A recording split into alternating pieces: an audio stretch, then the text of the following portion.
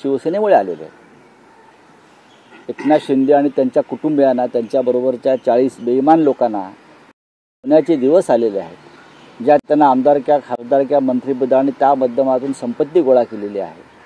ही सगळी माननीय बाळासाहेब ठाकरे आणि माननीय उद्धव ठाकरे यांचे आशीर्वाद आहेत आणि त्यांचे सोन्याचे चमचे जे आहेत ना, ते सध्या अजय अशरच्या ताब्यात आहेत आणि अजय अशर हे सगळे सोन्याचे चमचे घेऊन दुबईला पळालेला है। सर, आज जो शिवसेना का शिविर है उसमें एक स्पेसिफिक बात देखने को मिली। आपका क्या है?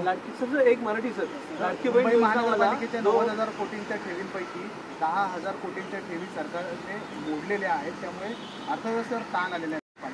महापालिकेची अर्थव्यवस्था जी शिवसेनेची सत्ता असताना अत्यंत सक्षम आणि मजबूत होती, 90,000 कोटींच्या ठेवी या एक सुरक्षा म्हणून आम्ही ठेवल्या होत्या माननीय उद्धव साहेबांच्या आदेशानं।